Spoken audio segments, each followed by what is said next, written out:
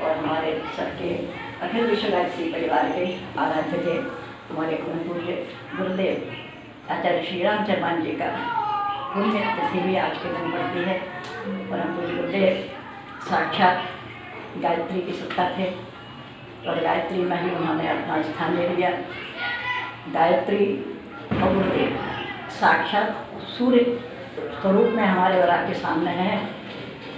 हम और आप बहुत भाग्यशाली हैं कि आज भगवान के साथ जुड़ने की हमें साझेदारी प्राप्त हुई है।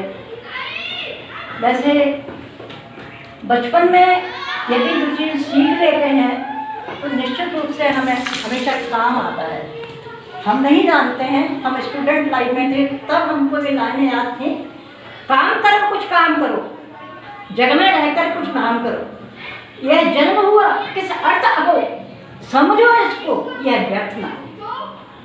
लाइनें जो हमारे अंदर बैठी तो उन लाइनों का प्रभाव जैसे हमारे माता पिता के संस्कार, माता पिता अपने बच्चों को ईश्वर से मान के करते हैं तो आप डेफिनेट मान के चलिए तो ईश्वर का अंश उस संतान में आता है।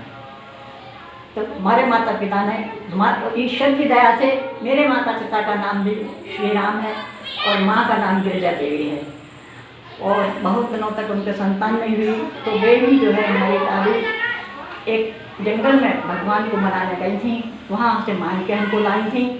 और जब हमारा जन्म हुआ तो हमारे जन्म के साथ उन्होंने अखंड कीर्तन शुरू किया हमारे दादी ने। और अखंड कीर्तन तब तक किया उन्होंने जब तक हमारी शादी हुई। और जिस दिन हम ससुराल से लौट के घर आए उसी दिन उन्होंने उसका समापन कर दिया। तो हमने अपनी दादी से कहा, दादी हमारे सामने तो करती, तो क्या कहने का तात्पर्य है कि हम दादी के साथ में जो सत्संग करते थे, जो अखंड सत्संग करते थे, जैसे आज हमारे छोटे बच्चे हैं ये आपके साथ बैठते हैं तो ये बच्चों के अंदर संस्कार बनता है। उसी प्रकार से हमारे अंदर वो चीज़ बनती चली गई और बचपन से ही हम गाते थे, उनके साथ हम गाते थे।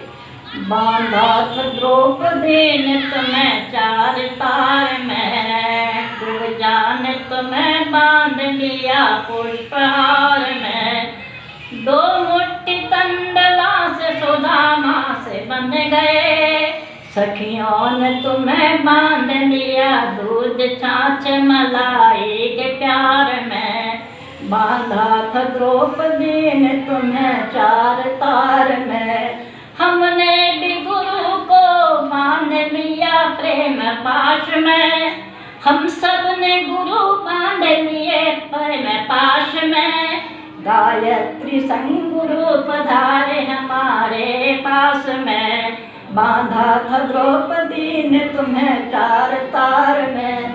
माताओं बहनों, परम पूज्य गुरुदेव परम माता जी बहुत बड़ी शक्ति है, शिव पार्वती की अवतारी सत्ता है और शिव पार्वती की अवतारी सत्ता से हम और आप इस समय जुड़ गए हैं। आप लोग बिल्कुल भूल के भी इस मिशन को न छोड़ना, प्रयास करना अपने आप को बढ़ाने का। हो सकता है आपकी परीक्षाएं आए, हो सकता है आपके सामने कुछ ऐसे मौके आए कि आप हारना नहीं हिम्मत, क्योंकि हम भी आपके सामने बैठे हुए हैं। सबसे पहली शुरुआत तो घर से ही होती है, सबसे पहली शुरुआत घर में ही परीक्षाएं होती हैं, फिर पड़ोसी परीक्षा लेता है। हम जैसे ही घर से निकलते थे युवावस्था में, हमारी पड़ोसी कहती थी कि चली मीराबाई, तो हम उनसे कहते थे तुम्हारे मुँह में भी जी सकता है। कभी हमने कोई विरोध नहीं किया, कभी कोई आलोचना नहीं की, सबका सुनते रहे। इधर से सुनते थे, ईश्वर ने दो कान दिए हैं, इधर से सुनो, इधर अच्छा है तो उसको धारण करो और गलत है उसे निकाल दो। तो यही चीज़ आप लोगों को अपने अंदर भी धारण करना पड़ेगा। हम और आप मिलकर मिशन का बहुत बड़ा काम करेंगे। बस बहुत सारी बातें हैं कहने के लिए। माता बहनों, ये आज का माहौल देख के पिछले माह में जो हुआ है उसको देख के इतना दर्द अंदर हुआ है कि जिसकी कोई कल्पना नहीं कर सकते हैं। कितने परिवार उजड़ गए हैं, कितने युवा बालक बच्चे चले गए हैं, कितने बच्चे जो हैं बिना माँ बाप के हो गए हैं। ये दर्द होता है। अब इस दर्द को खत्म कौन करेगा? जो संवेदनाओं वाले लोग हैं, जिनके अंदर विचारशीलता है, जिनके अंदर दूरदर्शिता है, जिनके अंदर भावनाएं हैं, तो आज उनकी बहुत बड़ी जिम्मेदारी हो जाती है हम और आप समाज के निर्माण के लिए अपने जीवन की आहुति दे दें। परम पूज्य गुरुदेव के शब्द हैं वे, सुधा बीज बोने से पहले, सुधा बीज बोने से पहले हमको विष पीना होगा, जीना होगा जनहित में, मानव को जनहित में मरना होगा, मानव को जनहित में मरना होगा। माने हमको और आपको मरना नहीं है, ना कोई गोली खाना है, क्या करना है, केवल अपने अंदर की बुराइयां छोड़ना है और कुछ नहीं करना है माताओं बहनों। जिससे हम अपने आप की बुराइयां छोड़ते चले जाते हैं, हम अपने व्यक्तित्व को बनाते हुए चले जाते हैं, अपना चरित्र अच्छा बनाते चले जाते हैं।